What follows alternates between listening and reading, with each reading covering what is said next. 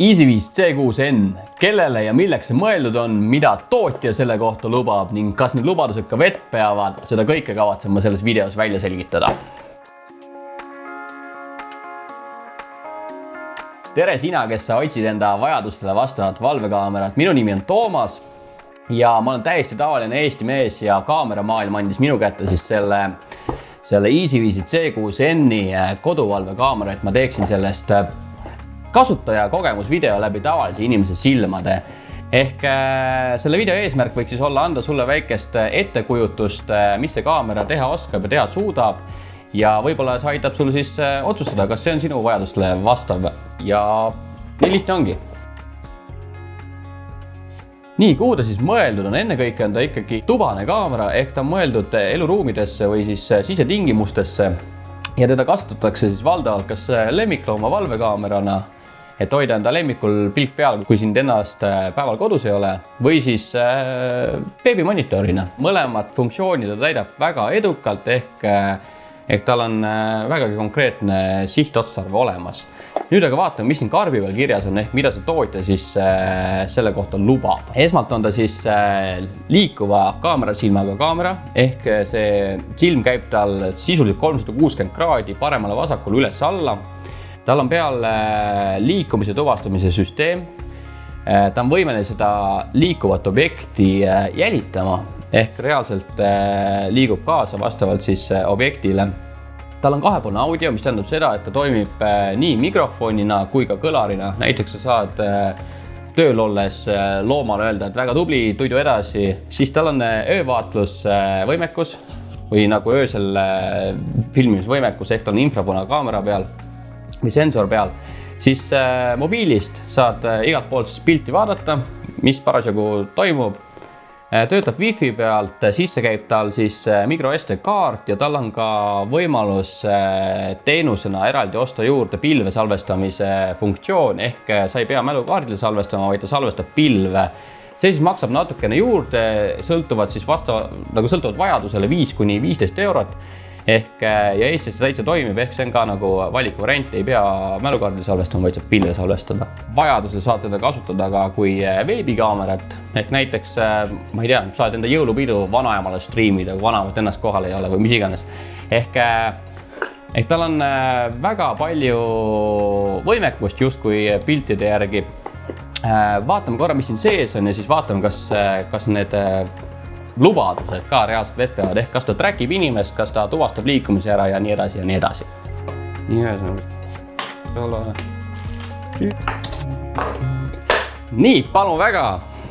Siukese võluvitsaga tõmbasin kõik need asjad siit karbist välja. Ühesõnaga, need on siis need vähesed komponendid, mis siia karpi on pakendatud.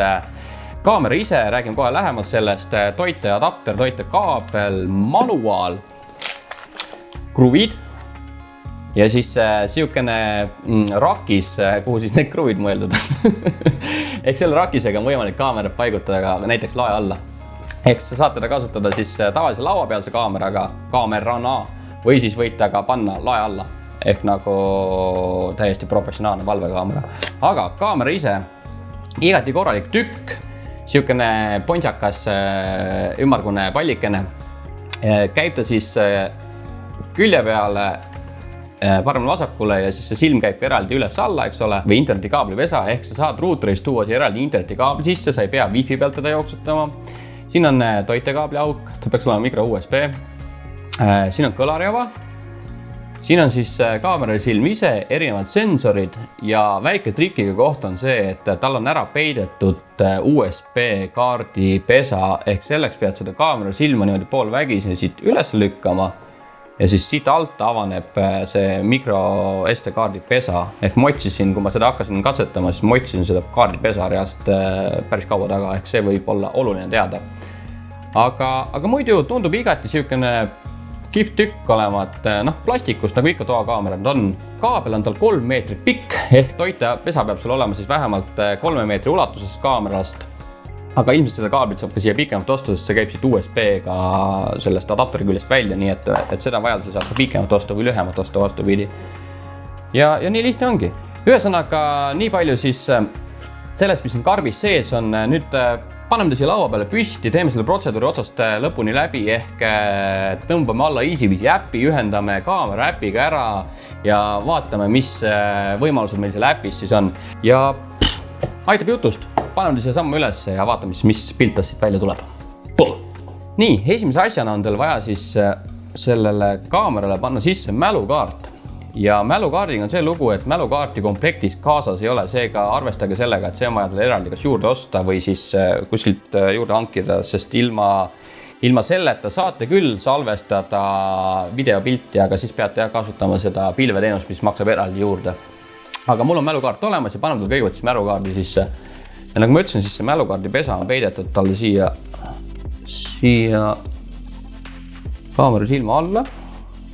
Nii, nüüd kui mälukaart on ilusti sisestatud, siis tulebki talle panna toide külge.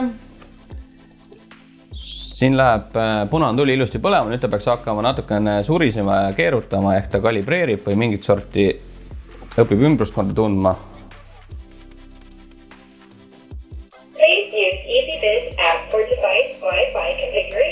Ühesõnaga, kaamera ise ütleb ka, et kasutage EasyVizi äppi järgmisena, et siis asi ära ühendada.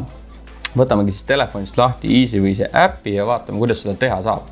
Nii, kui sul on samamoodi nagu mul siin, et ühtegi seadet pole varem lisatud, siis vajutage selle pluss nuppu. Siit võtame näiteks kaamera. Ja nüüd siin põhja all on tal üks QR-kood, mis on vaja sisse skaneerida. Nägite, tundis ilusti ära. Kaamera C6N. Siit peate panema väikse linnukese, et seade on sisse lülitatud, seda näete selle järgi, et see sinine tuli siin vilgub, panete järgmine. Siis siin ta ütleb sulle, et ta on vaja Wi-Fi võrguga ära ühendada. Nüüd ta tahab kindlalt, et ma kontrolliks, et seade on sisse lülitatud ikkagi, ehk see indikaator tuli vilgub, jah see vilgub, ütlen järgmine. Siis siit valite Wi-Fi võrgu, minul on see, järgmine. Annab talle loa, et ta võib ühendada. Võtab natukene aega, et ta...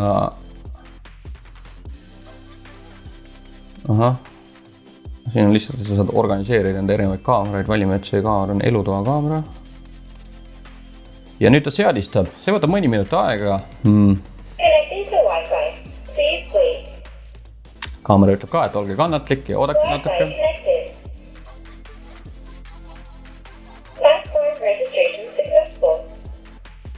Kõik tundub korras olevat. No nagu näete, pilt on olemas ja seade on ühendatud ehk, ma ei tea, 2 minutit kui sedagi. Okei, siin peaks talle andma kõik nagu sorti õiged kuupäevad, kellaajad.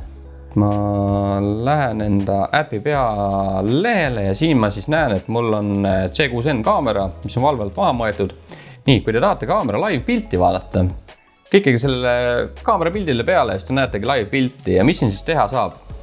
Siin sa saad siis teha pilti, kui sa vajutad seda kaader, siis ta teeb kuva tõmmise. Sa saad panna salvestama selle live pildi enda telefoni. Siit PTZ-i alt sa saad siis teda juhtida. Ehk sa saad keerata, vaatame, kas me leiame minu näo üles näiteks.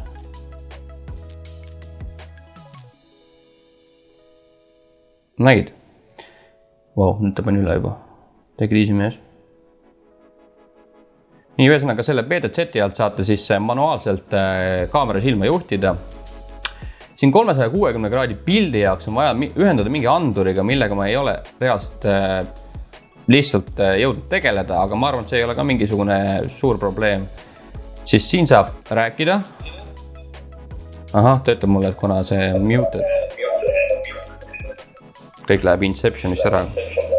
Siit saad siis telefonist rääkida ja kaamera siis kõlarina edastab su info, mis iganes sa siis öelda tahad.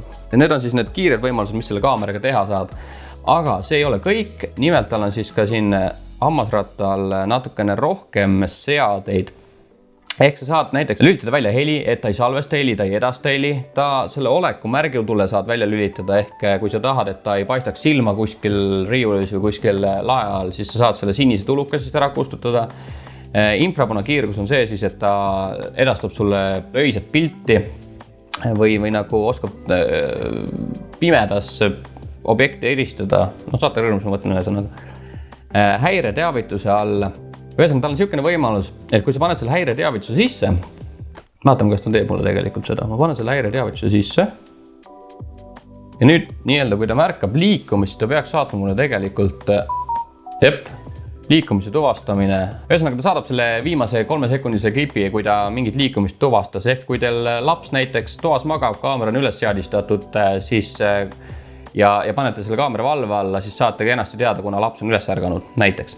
Ma võtan selle häire maha, muidu ta siin saadab mulle terve selle video ajahäireid. Lülita välja. Siis saate panna teavituse ajakava, näiteks te saate info, kes teil öösiti seal trepikojas liigub. Siis, siin on üks niisugune huvitav asi, et sa saad valida siis selle ala, kus kohas ta seda liikumist tuvastab. Ehk kui sa paned ta kuskile suurema ruumi peale, siis sa saad siit reaalselt valida, et ühes toa nurgas, kui toimub liikumine, siis ta annab sellest teada, aga kui kuskil mujal toimub liikumine, siis seda ta ei registreeri. Ehk niisugune võimalus on tal olemas. Tundlikkust saad valida. See tähendab seda, et näiteks ma filmisin akna taga oravat, tahtsin filmida ja lund sadas õues ja kui see tundlikkus oli põhjast, isegi lumehelveste liikumist tuvastas liikumisena, ehk tal on küllaki võimekas liikumisandur. Mis siin veel siis teha saab? Automaatne jälgimine. See on päris huvitav asi ja ma eile katsetasin seda ja ta reaalselt, kui ma panen tuppa üles, siis ta ajab mind mööda tuba nii-öelda justkui taga. Ehk teatud situatsioonides kindlasti väga kasulik funktsioon. 360 kraadi pilti, ühesõnaga siin läheb nagu siis tulevad need tavaseadmed, mis on siis kõikidel kaameratel, saad kõiki Wi-Fit ja muidu asju muuta, aga need põhilised asjad on tal jah see, et saad tal siis seda tsooni panna, kus ta liikumist tuvastas, saad tal sisse-välja lülitada seda automaatset jälgimist ja nii ongi. Ehk nii palju siis äpist ja selle kohta ma julgen tõesti öelda, et see on ülimalt kasutajasõbralik ja nagu reaalselt iga inimene, kes nutitelefoni oskab kasutada, oskab seda äppi ka kasutada.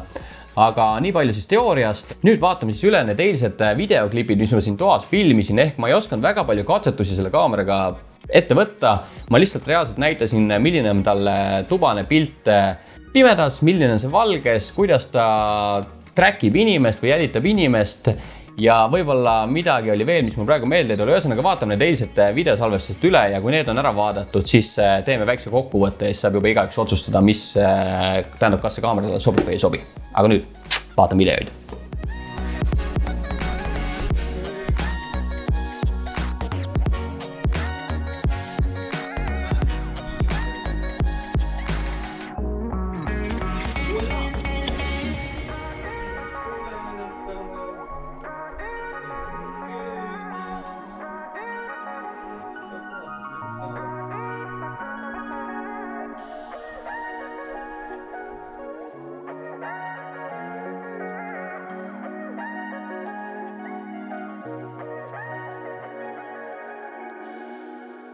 Nii, mis sa siis arvad, kas kaamera täitis kõiki neid lubadusi, mis siin karbi peal kirjas oli?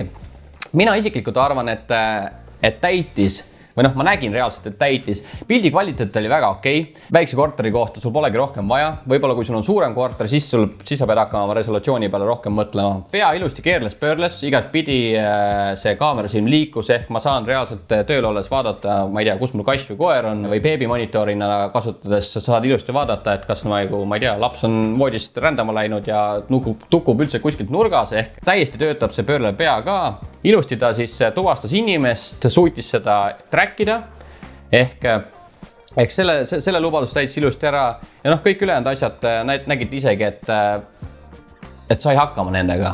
Seega ma arvan kokkuvõttes väga okei kaamera, hind on tal ju ikkagi hea ja kui sul ongi reaalselt selline koht, kus sa saad sellest pöörlevast peast nagu maksimumi võtta, siis ma arvan, et sa ei leia parema hinna ja kvaliteedi suhtega kaamerat turult.